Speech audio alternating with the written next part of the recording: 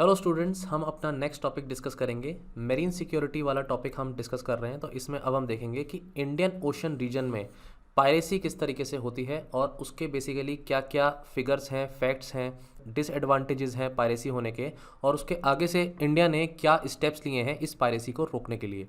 तो हम यहाँ पर देख सकते हैं कि इंडियन ओशन के अराउंड कितनी सारी कंट्रीज़ आती हैं, और यहाँ पर ये इंडिया है, इधर पाकिस्तान और साउथ अफ्रीका की ये कुछ कंट्रीज़ आपको सीक्वेंस में याद होनी चाहिए कि कौन सी कंट्रीज़ हैं जो इंडियन ओशन के रिस्पेक्ट में टच होती हैं या उसके कहीं ना कहीं बॉर्डर करती हैं।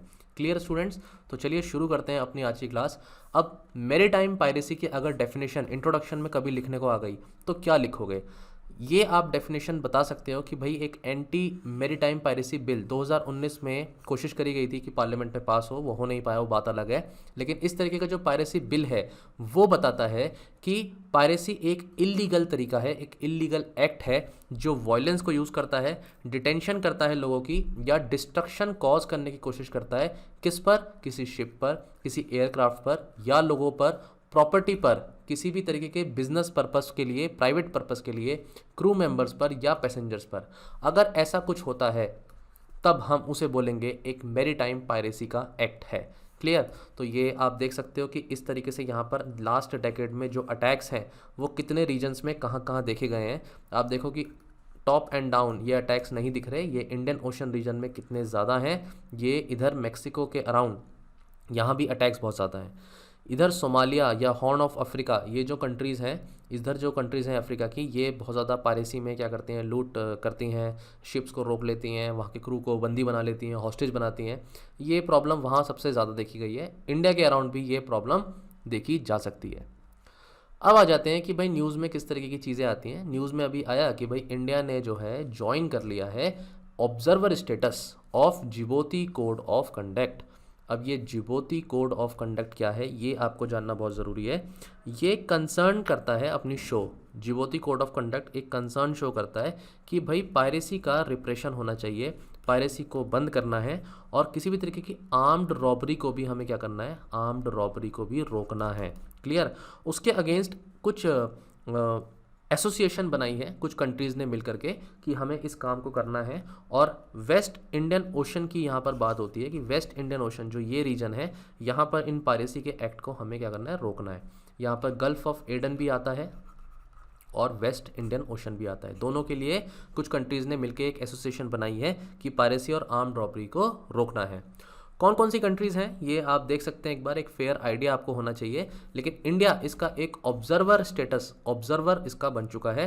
ये एक इंपॉर्टेंट पॉइंट है। प्रीलिम्स में इस तरीके का एक स्टेटमेंट देता है तो आपको पता होना चाहिए ये स्टेटमेंट सही है या गलत है। अब आ जाते हैं भाई इंपॉर्टेंस क्या है इंडियन ओशन की। जैसे लास्ट लेक्चर में हमने अंडमान एंड निकोबार की इंपॉर्टेंस देखी थी, ऐसे ही इंडियन ओशन की भी बहुत ज़्यादा इंपॉर्टेंस है। सबसे पहली बात तो ये थर्ड लार्जेस्ट वाटर बॉडी है वर्ल्ड की, तो वैसे ही आप बता सकते हो कि कितना ज़्यादा इंपॉर्टेंस हो गया जब थर्ड लार्जेस्ट है तो, क्योंकि कहीं ना कहीं इसके अराउंड जो पॉपुलेशन है वो वर्ल्ड की 40% ऑफ पॉपुलेशन यहाँ पर रहती है। क्योंकि आपको पता है कि ये रीजन क्या हो गया, नियर बाय इक्वेटर हो गया, और जब इक्वेटर के आसपास ऊपर नीचे जब रीजन रहेगा तो सबसे ज़्यादा पॉपुलेशन वहाँ होने के चांसेस भी रहेंगे। नेक्स्ट इंपॉर्टेंट पॉइंट है कि भाई 75% of the world maritime trade वो इंडियन ओशन के थ्रू हो रहा है, और कम से कम नहीं तो डेली का जो कंजम्पशन है 50% ऑयल का, वो ट्रांसपोर्ट भी ट्रेड का कहाँ से हो रहा है, इंडियन ओशन के थ्रू। सो आप देख रहे हो कितनी मतलब इंपॉर्टेंस है। अब ऐसे में कुछ ग्रुप्स आते हैं और वो यहाँ पर पायरेसी करें, शिप्स को लूटने की कोशिश करें, तो ऑब्वियसली एक इकनॉमी को भी थ्रेट है, और इतने बड़े रीजन में ये थ्रेट अगर रहेगा तो ट्रेड कैसे हो पाएगा, और ट्रेड जब फ्री नहीं होगा तो इकनॉमी कैसे कंट्रीज़ की आपस में ग्रो करेंगी। एक लॉन्ग मैरीटाइम बाउंड्री भी है इसकी 7500 किलोमीटर की। So these are all the important points जो ये बताते हैं कि इंडियन ओशन कितना ज़्यादा इंपॉर्टेंट है। अब इंडियन ओशन से कनेक्शन जो सी ऑफ लाइंस ऑफ कम्युनिकेशन है बाकी रीजन्स का, वो देख लेते हैं। ये सब फैक्चुअल इन्फॉर्मेशन है। जैसे रेड सी, रेड सी आपका कहाँ हो गया, यहाँ पर रेड सी हो गया, और ये रेड सी आपका इंडियन ओशन से कनेक्ट होता है थ्रू बाबल मंदब, ये स्ट्रेट जो है, ये इंपॉर्टेंट लोकेशन है, ज्योग्राफी का पॉइंट है obviously. Persian gulf, Persian gulf आपका ये हो गया इधर, और पर्शियन गल्फ भी इंडियन ओशन से कनेक्ट हो जाता है थ्रू स्ट्रेट ऑफ हॉर्मोज। ठीक है। एंड देन इसी तरीके से इंडियन ओशन और पैसिफिक ओशन कैसे कनेक्ट होते हैं, ये इंडियन ओशन, ये पैसिफिक ओशन, और बीच में आ जाता है मलक्का स्ट्रेट। तो ये सी ऑफ लाइंस ऑफ कम्युनिकेशंस को क्या करने की कोशिश होती है, इसको प्रोटेक्ट करने की कोशिश रहती है सभी कंट्रीज़ की, क्योंकि अगर ये रीजन्स कहीं ना कहीं अटैक में आते हैं तो बहुत ज़्यादा लॉस हो सकता है ट्रेड का। क्लियर, इंडिया की नहीं बाकी वर्ल्ड की अदर इकोनॉमीज़ को भी क्या होता है, इस चीज़ का खतरा होता है कि ये सी लेन्स और जो हमारी हैं कम्युनिकेशन की, इसको सिक्योर किया जाए। क्लियर, अब आ जाते हैं, ये देखते हैं कि डिसएडवांटेजेस क्या होते हैं पायरेसी के। अगर कोई पायरेसी एक्ट होता है तो उसमें क्या क्या डिसएडवांटेज हैं। तो ऑब्वियस सी बात है, कुछ लोगों को हॉस्टेज बनाया जाता है, अपनी जो भी पैसे लिए जाते हैं या कोई बात है सरकार से मानी जाती है, मनवाई जाती है, तो वो अटैक एक रिस्क पे आ जाता है। ऑब्वियसली लोग भी रिस्क पे आते हैं, टूरिस्ट भी रिस्क पे आते हैं। तो दिस इज़ अ प्रॉब्लम, उन्हें हॉस्टेज बनाना, उन्हें मंथ्स तक रखना अपने कंट्रोल में, और पोस्ट ट्रॉमेटिक स्ट्रेस लेकर आएगा। ये क्रू के अंदर एक स्ट्रेस लेकर आएगा, जो भी हॉस्टेज बने हैं लोग उनके अंदर एक स्ट्रेस लेकर आएगा। उनको क्या करते हैं, सॉलिटरी कन्फाइनमेंट में रखते हैं, उनके साथ क्रूअल बिहेवियर शो करते हैं। तो ये एक पोस्ट ट्रॉमेटिक स्ट्रेस शो कर सकता है। शिपिंग इंडस्ट्री के साथ तो इशू बहुत ही ज़्यादा बढ़ जाएगा, क्योंकि अब देखो क्या है कि इंश्योरेंस जो होता है किसी शिप का, अब कोई भी शिप यहाँ से निकलेगी वो इंश्योरेंस करवाएगी। अब इंश्योरेंस का प्रीमियम क्या हो जाएगा, फिर वो बढ़ जाएगा। और ऐसे अटैक्स अगर मल्टीपल जब टाइम्स होते हैं तो ये प्रीमियम और भी ज़्यादा बढ़ता जाएगा, या इंश्योरेंस कंपनी इंश्योरेंस करने से मना कर देंगी उस रीजन में कि भाई इंडियन ओशन में जा रहे हो, अच्छा ठीक है हम तुम्हारा इंश्योरेंस ही नहीं करते, वहाँ तो बहुत खतरा है। तो ये एक प्रॉब्लम है, ये रिस्क में लेके आता है शिपिंग इंडस्ट्री को। बाकी उनके साथ जो उनका शिप को डैमेज करा जाता है या सामान कोई अगर पायरेसी के टाइम पर लूट लिया जाता है तो वो तो एक थ्रेट है ही। Anti piracy infrastructure development cost, जो भी इंफ्रास्ट्रक्चर डेवलप करा जाएगा, इंस्टॉल करा जाएगा, प्रिवेंटिव मीजर्स जो भी लिए जाएंगे, किसी भी तरीके के आप क्या लगाओगे, सेंसर्स लगाओगे, कैमरा यूज़ कर सकते हो, सैटेलाइट को यूज़ करोगे, या प्राइवेट सिक्योरिटी को यूज़ करोगे, ये सब क्या लेके आएगी अपने साथ, एक एडिशनल कॉस्ट लेकर आएगी। देन आपके क्रू के मैनेजमेंट। अब भाई आप बोलोगे क्रू को कि हमें तो सोमालिया की तरफ से लेके जानी है शिप, और क्रू बोलेगा भाई हमें जाना ही नहीं है। अब आप क्रू को रिक्रूट कैसे करोगे, वो तो विलिंग ही नहीं है वहाँ जाने के लिए। Then blockade and its economy. अब किसी रीजन में आप ब्लॉकेड लगाने की कोशिश करो, आप कहते हो कि भाई इस रीजन में हम बैन लगा देते हैं, इंडियन ओशन में कोई नहीं जाएगा, तो फिर क्या होगा, फिर दूसरा अल्टरनेट रूट देखा जाएगा। अल्टरनेट रूट अगर कोई शिप लेता है तो उसकी ट्रांसपोर्ट कॉस्ट बढ़ जाएगी, क्रू का खर्चा बढ़ जाएगा, फ्यूल का खर्चा बढ़ जाएगा। भाई जब ये सब कुछ बढ़ जाएगा तो फिर फ़ायदा ही क्या होगा, प्रॉफिट मार्जिन कम हो जाएंगे और इसका डायरेक्ट इम्पैक्ट इकनॉमी पर पड़ेगा। क्लियर। देन ऑब्वियसली फ्यूल का, जब इसमें एक पॉइंट ये भी आता है कि फ्यूल के प्राइस बढ़ेंगे, जब फ्यूल की रिक्वायरमेंट बढ़ेगी, डिमांड बढ़ेगी, तो उसके प्राइस भी बढ़ेंगे। और फ्यूल का प्राइस बढ़ने का मतलब आप समझ रहे हो, हर चीज़ पे उसका डायरेक्ट इम्पैक्ट होना। Then real risk of environmental catastrophe. इसका मतलब ये हुआ कि भाई आप तो ग्रेनेड फेंक रहे हो, आप कोई बॉम्ब फेंक रहे हो, एक्सप्लोजिव्स यूज़ कर रहे हो, बॉम्ब फेंक रहे हो।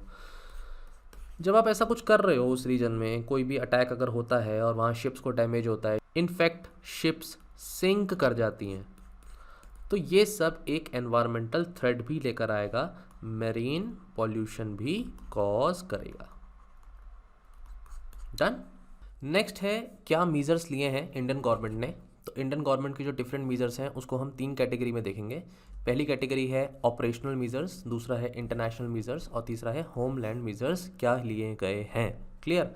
तो ऑपरेशनल मीजर्स में ये है कि भाई डिप्लॉय किया गया है नेवल शिप्स को और आर्म्ड हेलीकॉप्टर्स को, तो नेवल शिप्स को और इनफैक्ट हेलीकॉप्टर्स को, और इन हेलीकॉप्टर्स को हम कहाँ डिप्लॉय कर रहे हैं, जहाँ भी हमें लगता है कि वो एरियाज़ पायरेसी के लिए क्या है, प्रोन है।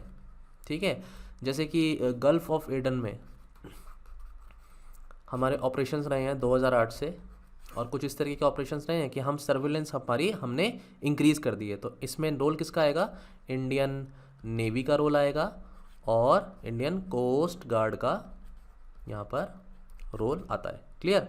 इंडिया ने पार्टिसिपेट किया है मल्टीलेटरल फोरम्स पर और डिफरेंट फोरम्स पर मैरीटाइम सिक्योरिटी को क्या किया है, बूस्ट करने की कोशिश करी गई है, सिक्योरिटी को बढ़ाने की कोशिश करी गई है। जहां पर इंडिया यूएनएससी का जब मेंबर बनता है अभी रिसेंटली, तो वहां पर वो अगस्त के महीने में जब प्रेसिडेंट बना तो उसने मैरीटाइम सिक्योरिटी या थ्रेट्स को लेकर के पूरे वर्ल्ड वाइड यूएनएससी में इस टॉपिक को छेड़ा है और कोलेशन की बात कही है।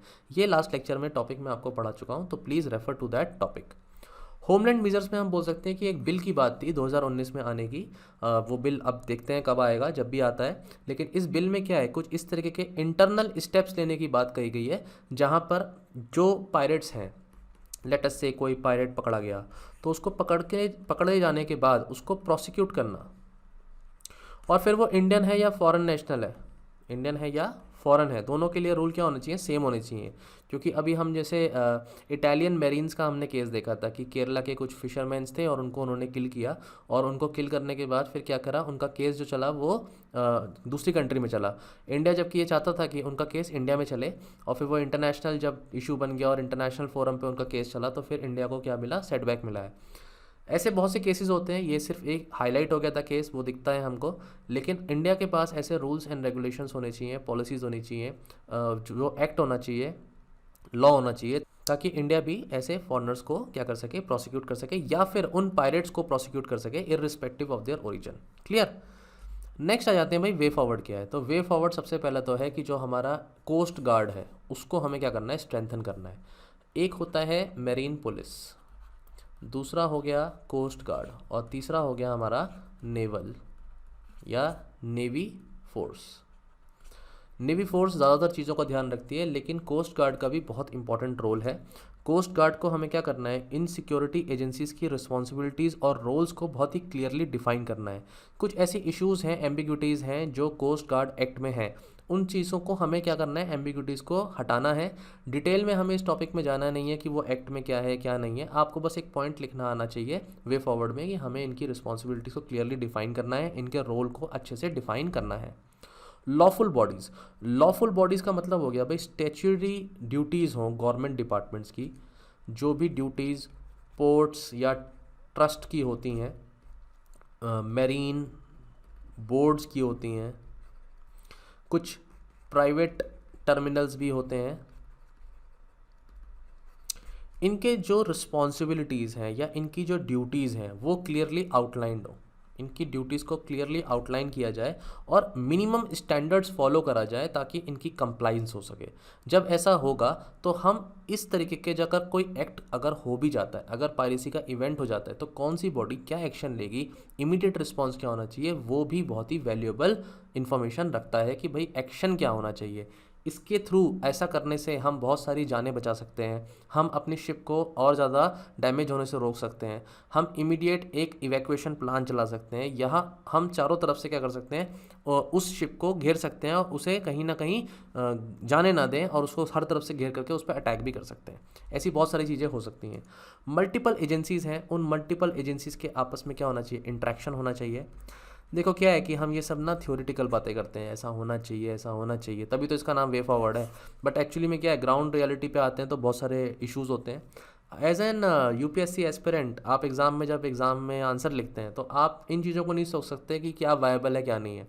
आप कोशिश कर सकते हैं कि वायबल हो आप जो पॉइंट लिख रहे हैं, लेकिन वो कैसे होगा फील्ड पे इतना हम नहीं से सोच सकते। हमें हर डायमेंशन में आंसर लिखना है, बस इतना ज़रूर आना चाहिए। क्लियर। तो एजेंसीज़ की जब हम बात करेंगे, मल्टीपल एजेंसीज़ की, तो इनके बीच में क्या होना चाहिए, प्रॉपर इंट्रैक्शन हो, शेयरिंग ऑफ इंफॉर्मेशन हो, कोऑर्डिनेशन हो, और कभी कोई अटैक भी होता है तो उस पॉइंट ऑफ टाइम पे भी इनका क्या मोड ऑफ एक्शन रहेगा वो क्लियरली डिफाइंड होना चाहिए। लेजिस्लेटिव फ्रेमवर्क में अगर हम देखें तो कॉम्प्रिहेंसिव लेजिस्लेशन, एक एक्ट बनाया जाए, एक रूल बनाया जाए, लॉ बनाया जाए, जहां मैरीटाइम इंफ्रास्ट्रक्चर को प्रोटेक्ट करने की भी बात हो, और शिपिंग और पोर्ट जितने भी हमारे हैं, मेजर माइनर पोर्ट्स या प्राइवेट पोर्ट्स, उनके प्रोटेक्शन की भी बात होनी चाहिए। क्लियर। तो लेजिस्लेचर में आप लिख सकते हैं, जो आपका मैंने बिल ऑलरेडी दिखाया हुआ है, anti maritime policy bill 2019। Next surveillance, हम अपना क्या करें, बहुत अच्छा करें। हमारा सर्विलेंस अगर अच्छा होगा तो ऑब्वियसली हम इस तरीके के अटैक्स को रोक पाएंगे। यहाँ पर मेरीन पुलिस की फ़ोटोग्राफ दी गई है। शिप्स जो होती हैं, अगर उनकी लेंथ 10 मीटर से ऊपर है तो ऐसा रिकमेंड करा जाता है कि उनके अंदर एक AIS क्या हो गया, ऑटोमेटेड या ऑटोमेटिक आइडेंटिफिकेशन सिस्टम, एक AIS ऑटोमेटिक आइडेंटिफिकेशन सिस्टम होना चाहिए। ये सिस्टम क्या करता है ना, ये पोजीशन बताता है शिप्स की, बड़ी शिप्स की खास तौर पे, कि वो कहाँ है, उनका लोकेशन क्या है। इसका पर्पस तो था कि कोलिजन को अवॉइड करा जा सके, कोई भी तरीके का कोलिजन हो रहा है तो उसको क्या कर सके, अवॉइड कर सकें। लेकिन मान लो कोई अटैक होता है और अटैक होने के बाद वो शिप क्या होती है, हाईजैक हो जाती है, तो फिर वो कहाँ गई, उसकी क्या लोकेशन है, ये AIS ऑटोमेटिक आइडेंटिफिकेशन सिस्टम उस चीज़ को अच्छे से ढूंढ देगा। तो ये यहाँ पर क्या हो गया, सर्विलेंस हमारी अच्छी हो गई। एक सर्विलेंस तो हुई कि जो शिप आ रही है हमारे वाटर के अंदर, हम उसको क्या करें, हम पहले से ही अंदाज़ा लगा लें कि ये एक पायरेट शिप है और ये इंडियन शिप या किसी फॉरेन इंटरनेशनल कंट्री की शिप नहीं है, विदाउट परमिशन एंटर कर रही है। और दूसरा हो गया, हमारी कोई शिप अगर कहीं ना कहीं क्या हो जाती है, हाईजैक हो जाती है, तो हम उसकी लोकेशन भी क्या कर सकें, आइडेंटिफाई कर सकें। Stronger involvement of coastal police, अब coastal police immediate action show करेगी जब कभी कोई ऐसा अटैक होगा, तो एकदम इमीडिएट एक्शन में हो सकता है कि पुलिस का रोल हो, क्योंकि आइलैंड एरियाज़ जो हैं, जो लिटरल सिक्योरिटी एरियाज़ हैं, वहाँ पर तो पुलिस ही रहेगी। उनको हमें स्ट्रेंथन करना है। स्ट्रेंथन करने के लिए उनके पास बेटर इक्विपमेंट्स होने चाहिए, नॉलेज गेन करने के लिए उनकी बेटर टेक्नोलॉजी होनी चाहिए, ठीक है। कम्युनिकेशन चैनल्स के लिए सेटेलाइट जो फ़ोन्स होते हैं, सेटेलाइट फ़ोन्स, वो भी अवेलेबल होने चाहिए, तो ये इक्विपमेंट्स में आ गया। तो इस तरीके की चीज़ें हमें क्या करनी है, कोस्टल पुलिस को भी एक स्ट्रॉन्गर पोजीशन में लेके आना है, एक स्ट्रेंथ उनको प्रोवाइड करनी है। Then national commercial maritime security policy document एक इस तरीके का डॉक्यूमेंट है जो नेशनल स्ट्रेटजी बताता है कमर्शियल मैरीटाइम सिक्योरिटी की, जिससे कि बहुत ही अच्छे तरीके से कोऑर्डिनेटेड मैनर में और इफ़ेक्टिव एक्शन लिया जा सके for protection of ports and shipping. Point similar है, लेकिन क्या कह रहे हैं हम, इसका एक प्रॉपर पॉलिसी डॉक्यूमेंट होना चाहिए। तो लेजिस्लेचर वाला पॉइंट भी यहाँ से लिंक कर जाएगा obviously. Then coastal security exercises, जैसे कि सागर कवच नाम की एक 2 दिन की सिक्योरिटी एक्सरसाइज हुई, तो इससे क्या होता है कि एक्सरसाइजेज होती हैं तो हम क्या रहते हैं, विजिलेंट रहते हैं, हम बहुत ही ज़्यादा क्या होते हैं, अलर्ट होते हैं, और हमें एक कोऑर्डिनेटेड अवेयर रोल पता होता है, हमारा अवेयरनेस हमारा बेटर हो जाता है कि कभी कोई ऐसा इवेंट होगा तो हमें करना क्या है, क्लियर। तो ये एक इस तरीके की सागर कवच एक्सरसाइज 2 दिन की कोस्टल एक्सरसाइज हुई थी, पहले पीछे की बात है। ऐसे ही आप सी विजिल करके एक एक्सरसाइज हुई थी। तो ये कुछ नाम है, 1-2 नाम आप कोट कर देते हो तो बस आपका आंसर थोड़ा सा एनरिच हो जाता है। बाकी कोस्टल रेगुलेशन जोन्स होते हैं कुछ। अब ये कोस्टल रेगुलेशन जोन का जो रेगुलेशन है, उनका जो रेनफोर्समेंट है वो प्रॉपर होना चाहिए। आपने लास्ट ईयर ना एक न्यूज़ सुनी होगी, मंडरू करके जो है, मंडरू जो एक बिल्डिंग थी, उस बिल्डिंग का डिमोलिशन हुआ। उस रीजन में बिल्डिंग थी, उसका डिमोलिशन हुआ, केरला की थी आई थिंक ये। और वहाँ पर वो उसका जो ऊपर इल्ज़ाम लगाए गए थे वो ये था कि कोस्टल रेगुलेशन जो जोन्स हैं, ये कोस्टल जोन जो रेगुलेशन है वो प्रॉपर नहीं है और इसका वॉयलेशन हुआ है, क्लियर। तो ऐसी कुछ जोन्स होती हैं। अब वो इवेंट क्या था वो तो छोड़ो, ये देखो कि कुछ जोन्स होती हैं, जैसे कि अगर हम बोलते हैं फर्स्ट जोन में आते हो आप, तो आप बहुत ही इकोलॉजिकली सेंसिटिव एरिया में आ रहे हो। हमें पता है कि इधर वेस्टर्न घाट्स हैं, इधर हमारे ईस्टर्न घाट्स हैं। अगर हमारे वेस्टर्न घाट्स और ईस्टर्न घाट्स बहुत ही ज़्यादा इकोलॉजिकली बहुत ज़्यादा क्या है, एनरिच्ड है, डाइवर्सिटी यहाँ पर बायोडाइवर्सिटी बहुत ज़्यादा है, तो हमें इस एरिया को क्या करना है, प्रोटेक्ट भी करना है। तो कुछ जोन्स होंगी जो इकोलॉजिकली बहुत ही ज़्यादा सेंसिटिव होंगी, वो फर्स्ट कैटेगरी में आ जाएंगी। सेकेंड कैटेगरी में हम अर्बन डेवलप्ड एरियाज़ को लेके आते हैं जो शोर लाइन के बहुत ही ज़्यादा कोस्ट के पास है। जैसे मुंबई एक सिटी है आपकी, ये कहाँ है, बिल्कुल शोर लाइन के पास है, तो ये लेकिन डेवलप्ड है। तीसरा आता है आपका अर्बन एंड रूरल एरियाज़ जो आउटसाइड द एरिया फॉल करते हैं CRZ 1 और 2 के। तो ऐसे क्या है, बहुत सारी जोन्स हैं, इन जोन्स का जो रेगुलेशन है वो बहुत एफिशिएंट होना चाहिए, प्रॉपर होना चाहिए। अगर हम कोस्टल डिस्ट्रिक्ट्स की बात करें तो देखो आप कितने सारे हमारे पोर्ट्स हैं, कितना मैंग्रोव एरिया है, या कितने लोग वहाँ पर रहते हैं, ठीक है। हमें इन सभी का क्या करना है, प्रोटेक्ट करना है। एक्वेटिक मैराइन इकोसिस्टम का भी क्या करना है, ध्यान रखना है। सारी इन्फॉर्मेशन याद करने की कोई ज़रूरत नहीं है, बस एक आपको मोटा मोटा आइडिया होना चाहिए कि कोस्टल रेगुलेशन जोन्स क्या होती हैं, उनकी कैटेगराइजेशन 1 2 3 का क्या मतलब है, क्लियर, डिटेल में नहीं जाना। अब आ जाते हैं कि भाई इंडिया की मैरीटाइम इनिशिएटिव क्या है, इंडिया ने ऐसे कौन से स्टेप्स लिए एग्जैक्टली। तो इंडिया ने देखो डिज़ास्टर मैनेजमेंट के लिए, जब 2004 की सुनामी आई तो डिज़ास्टर के मैनेजमेंट के लिए एक Indian ocean tsunami warning and mitigation system वो लेकर आया इंडियन ओशन में। ये पॉइंट्स क्या है, ये जनरल है। जब क्वेश्चन पायरेसी का आएगा तो आप ऊपर के टॉपिक से पॉइंट्स उठा करके लिखेंगे, लेकिन क्वेश्चन अगर इंडिया का मैरीटाइम सिक्योरिटी से रिलेटेड आता है तो जो last video Andaman and Nicobar की आपने देखी और जो इस वीडियो के पॉइंट्स देखे उन सबको मिला करके आप कुछ पॉइंट्स लिखेंगे, या फिर कुछ जनरल पॉइंट्स इस तरीके के भी आप लिख सकते हैं। जैसे कि भाई डिज़ास्टर को रोकना है, इंडिया चाहता है कि कोई ऐसा डिज़ास्टर अब फ्यूचर में आए, सुनामी जैसा 2004 में जो उसने तबाही करी वो दोबारा नहीं हो, तो इंडिया ने इस तरीके का एक वार्निंग एंड मिटिगेशन सिस्टम लगाया हुआ है डिज़ास्टर को रोकने के लिए। ऐसे के पॉइंट ऑफ व्यू से भी ये पॉइंट हो जाता है इंपॉर्टेंट, क्योंकि आप एक पैराग्राफ क्या कर सकते हैं इस टॉपिक पे आराम से डिज़ास्टर मैनेजमेंट पे बना सकते हैं। एंटी पायरेसी ऑपरेशंस हैं। अब ये पायरेसी के रिस्पेक्ट में जनरल स्टेटमेंट है कि भाई एंटी पायरेसी ऑपरेशंस इंडिया ने चलाए हैं, क्योंकि गल्फ ऑफ एडन का जैसे मैंने एग्जांपल लिया तो 2008 से क्या हुआ है कि इंडिया ने अपने जो शिप्स हैं, जो नेवी शिप्स हैं उसको इंस्टॉल किया है, वहाँ एयरक्राफ्ट्स वगैरह को भी क्या किया है, इंस्टॉल किया है। ठीक है, अभी एक विक्रमादित्य नाम से हमारा एयरक्राफ्ट जो नेवल शिप है वो आपको पता है कि ये आपका लॉन्च हुआ है, ये आपका होमवर्क हो गया। ये आप देखो कि इसकी इन्फॉर्मेशन क्या है, इसको आप आराम से कहीं ना कहीं किसी आंसर में कोट कर सकते हैं। ठीक है, देन जनरल डाटा शेयरिंग के पॉइंट ऑफ व्यू से इंडिया ने क्या किया है, इंटरनेशनल एक फ्यूज़न सेंटर है वो क्रिएट किया है जिसका हेडक्वार्टर गुड़गांव में है, गुरुग्राम। 2018 में ये बनाया गया और इसका जो एडमिनिस्ट्रेशन है वो इंडियन नेवी भी देखेगी और इंडियन कोस्ट गार्ड भी देखेंगे। इनका ऑब्जेक्टिव क्या रहेगा कि भाई जो भी अवेयरनेस है मैरीटाइम एरिया में regarding the safety and security वो बनी रहे, उसको जनरेट किया जाए। तो डाटा शेयरिंग वाला पॉइंट है जो आप आराम से एग्ज़ाम में एक लाइन में लिख सकते हैं। इंडिया की सागर पॉलिसी ये बहुत वैल्यू रखती है। अगर मैरीटाइम सिक्योरिटी का क्वेश्चन आया और तुमने ये मेंशन नहीं किया तो देखो क्वेश्चन मार्क में आ जाओगे, क्योंकि बहुत से स्टूडेंट इस चीज़ को मेंशन करने वाले हैं। सागर का मतलब है security and growth for all. ठीक है, इंडिया ऐसा मानता है कि इंडिया अपने आप में एक सिक्योरिटी प्रोवाइडर रहेगा इंडियन ओशन रीजन में। जो छोटी छोटी कंट्रीज़ हैं उन सभी को सिक्योरिटी प्रोवाइड करने की कैपेसिटी रखता है। अपनी मैरीटाइम सिक्योरिटी कैपेसिटी को वो इंडिया एनहेंस करेगा और अपनी फ्रेंडली कंट्रीज़ जो इंडियन ओशन रीजन की हैं, जो इनफैक्ट अफ्रीका की भी कुछ नेशंस हैं या आइलैंड कंट्रीज़ हैं, उनको रेजिलियंस प्रोवाइड करेगा कि कल तुम्हारे ऊपर कोई इकोनॉमिक थ्रेट आता है, पायरेसी के इश्यूज़ होते हैं, इनफैक्ट और भी कोई इकोनॉमिक थ्रेट, डिज़ास्टर भी आ जाता है, तो इंडिया तुम लोगों के साथ है। क्लियर, ये ऐसा प्रोस्पेक्ट भी क्रिएट करता है जहां सस्टेनेबल डेवलपमेंट को क्या किया जाएगा, बूस्ट करने की या एनहेंस करने की कोशिश होगी।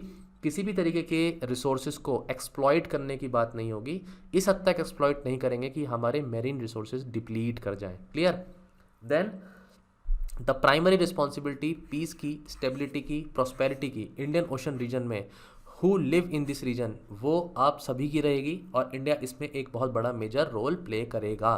तो ये जो पिलर्स हैं सागर पॉलिसी के, ये प्लीज़ ध्यान रखना, इसको अच्छे से मेंशन करके आओ एग्ज़ाम में। और अगर ब्लू इकनॉमी पे कोई एक जनरल क्वेश्चन आ जाता है कि भाई ऐसे आ जाता है, कोई छोटा सा टॉपिक आ जाता है ब्लू इकनॉमी के फ़ायदे लिखो, तो आप लिख सकते हो उसमें कि भाई जो है जो स्मार्ट शिपिंग हो सकती है, इम्पैक्ट एनवायरनमेंट का कम करे, ऐसा हमें यूज़ करने चाहिए, शॉर्टेस्ट रूट यूज़ करने चाहिए, टेक्नोलॉजी का सहारा लेना चाहिए। ये ब्लू इकनॉमी बहुत इंपॉर्टेंट है, नए नए जॉब्स क्रिएट करती है, पॉवर्टी रिड्यूस करती है, हंगर रिड्यूस करती है। यहाँ पर आप फ़िशिंग के बारे में लिख सकते हो, फ़िशिंग में आप एक्वाकल्चर,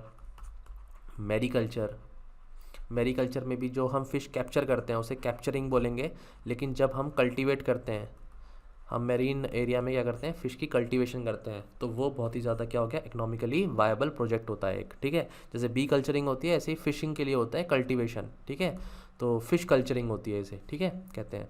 बाकी कंजर्व करना है हमें मेरीन लाइफ को, मेरीन ओशंस को, हमें वहाँ प्लास्टिक नहीं फेंकना है। तो प्लास्टिक्स पे तो बहुत ही ज़्यादा जोर है सारी कंट्रीज़ का। अपने आप में मेरीन ओशंस में प्लास्टिक को किस तरह से रिमूव करना है और उसको फिर रिसाइकिल करना है, ये एक टॉपिक अपने आप में एक बड़ा टॉपिक है इकोलॉजी का।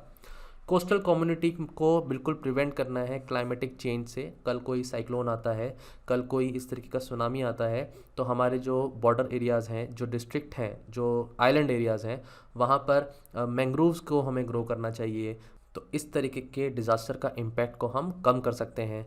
देन आप लास्ट में ये कह सकते हैं कि भाई लोगों की एक इंक्लूसिव ग्रोथ होनी चाहिए, वो सभी को एक साथ ग्रो करना चाहिए। मेरीन जो आपके रिसोर्सेज हैं वहाँ पर कहीं ना कहीं हम रिन्यूएबल एनर्जी भी उससे बना सकते हैं।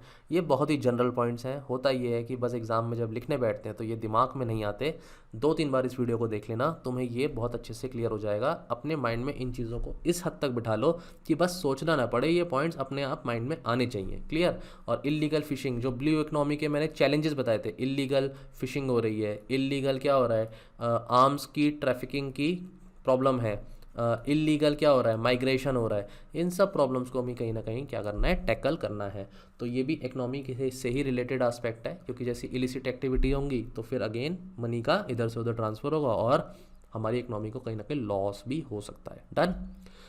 एक पॉइंट और निकल के आता है कि भाई इंडिया ये भी कहता है कि इंटरनेशनल लॉज को क्या करना चाहिए, हमें अबाइड करना चाहिए। इंटरनेशनल लॉ कौन सा हो गया, ये United Nations convention for law of seas, UNCLOS। ये इस तरीके का लॉ है जो यूनाइटेड नेशंस का है, जिसमें यह बोला जाता है कि 12 नॉटिकल माइल्स तक एक टेरिटोरियल सी बोला जाता है, जहाँ पर कहीं भी कोई भी जो सोवेनिटी है वो टोटल उस कंट्री की है। जो भी वहाँ पर कंट्री की वेसल है वो जा सकती है, आ सकती है, और सब कुछ कंट्रोल में किसके रहेगा, उस कंट्री के कंट्रोल में रहेगा। एक होता है कंटिगुअस जोन। कंटिगुअस जोन होता है 24 नॉटिकल माइल्स तक। यहाँ पर भी ये बोला जाता है कि जो कंट्री है, जो भी कंट्री यहाँ पर है, उस कंट्री का जुरिस्डिक्शन रहता है, लेकिन दूसरी कंट्री के वेसल्स भी यहाँ पर आ सकते हैं, पास ऑन यहाँ से हो सकते हैं। एक इन्फॉर्मेशन एक उनको देनी पड़ती है कि हम इस रीजन से यहाँ से निकलेंगे। 200 नॉटिकल माइल्स तक एक्सक्लूसिव इकोनॉमिक जोन होती है, ये मैंने आपको बता ही दिया है। ये एक्सक्लूसिव इकोनॉमिक जोन ये बताती है कि किसी भी तरीके का मैरीन रिसोर्सेज है उसके एक्सप्लोरेशन के लिए जो सोवेनिटी है वो उस कंट्री की है जिसके नियर बाय यहाँ पर आइलैंड है। डन। तो ये सब एक बेसिक इन्फॉर्मेशन है, इस पर क्वेश्चन एक प्रीलिम्स के पॉइंट ऑफ व्यू से बन सकता है। डन। बाकी आप इसको ऐसे वगैरह में तो डायग्राम भी बना के आ सकते हो। इंडिया की स्ट्रैटेजी है कि इस तरीके के इंटरनेशनल लॉज जो हैं वो इंडिया उनको फॉलो करे। कुछ ऐसे इंटरेक्शन भी किया है उसने जो बांग्लादेश कंट्री के साथ किया है कि भाई उनके साथ भी जो बाउंड्री के इश्यूज़ हैं वो इंडिया ने सॉल्व करने की कोशिश करी है। इंडिया ने इफेक्टिव इंटरनेशनल इकोनॉमिक कोऑपरेशन की बात करी है बे ऑफ बंगाल से रिलेटेड जितने भी छोटी छोटी कंट्रीज़ हैं उन सभी के साथ। तो अल्टीमेटली इंडिया इस तरीके की चीज़ें कर रहा है और इंडिया रिस्पॉन्सिबल भी है इन सब चीज़ों को फॉलो करने के लिए। लेक्चर हम अपना फिनिश करते हैं मोदी जी की इस एक कोट के साथ कि जहां वो कहते हैं कि ओशंस तो एक शेयर्ड हेरिटेज है और मैरीटाइम रूट्स के लिए लाइफलाइन है, इंटरनेशनल ट्रेड के लिए एक लाइफलाइन है। तो ओशन एक बहुत ही इंपॉर्टेंट रोल प्ले करते हैं और हमारे प्लैनेट में फ्यूचर भी जो है हमारा वो इन ओशंस को ही यूज़ करके होता है। क्लियर। सो अल्टीमेटली आपको समझ में आया इस लेक्चर में कि पायरेसी क्या है, पायरेसी के रिस्पेक्ट में डिसएडवांटेजेस क्या हैं, पायरेसी के रिस्पेक्ट में क्या मीज़र्स हैं जो लिए जा सकते हैं, कंट्री ने, इंडियन गवर्नमेंट ने क्या मीज़र्स लिए हैं। कुछ जनरल एस्पेक्ट्स मैंने आपको पढ़ाया कि मैरीटाइम से रिलेटेड कुछ जनरल क्वेश्चन आए तो आप क्या लिखेंगे। तो आई होप ये लेक्चर आपको बहुत हेल्पफुल रहेगा इस तरीके के क्वेश्चंस को टैकल करने के लिए। Thank you so much students.